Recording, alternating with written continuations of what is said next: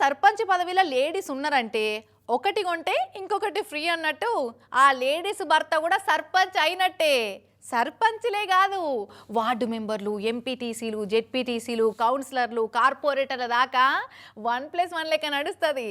అయితే ఇప్పటిదాకా power transfer అనేది కింది లెవెల్ పదవుల దాకానే ఉండే. ఇక ఇప్పుడు సీఎం లెవెల్ దాకా పోతున్నట్టు కొడుతుంది ఈ ముచ్చట చూస్తుంటే. భార్యకు పదవి వచ్చిందంటే భర్తకు సగం పవర్ ఉన్నట్టే అన్న ముచ్చట ఇక అందరికి ఎరుకున్న ఓపెన్ సీక్రెటే మన దేశంలో.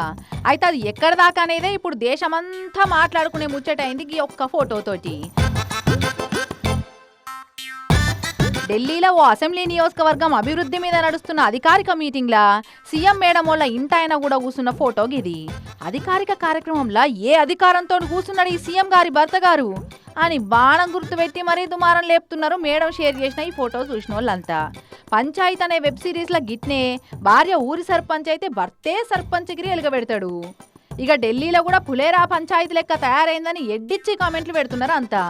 ఆడోళ్ళ ఇల్వ పెరగాలని దేశ రాజధానికి సీఎంను చేస్తే ఇంకా భర్త సాటు భార్య లెక్క ఆయనను ఎంట పెట్టుకచ్చుడైంది అని కామెంట్లు పెట్టబట్టిండ్రు. ఇప్పుడే కాదు, ఇంతకుముందు ఒకసారి కూడా ఢిల్లీ మున్సిపల్ మీటింగ్లో అవుపడ్డాడు ఢిల్లీ సీఎం గారి భర్త మనీష్ గుప్తా సారు.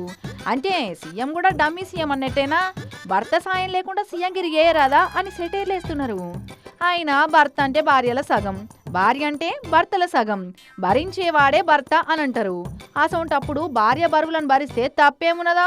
సర్పంచ్ అయితేంది, సీఎం అయితేంది, బాధ్యతలు పంచుకుందామని ఒక్క జీతానికే ఇద్దరు ప్రజాసేవ చేస్తున్నందుకు సంతోషపడేది పోయి ప్రజాస్వామ్య విలువలు దిగజారుస్తున్నారు, కించపరుస్తున్నారు అని ఏడ్చుడేందో ఏమో కదనోళ్ళ.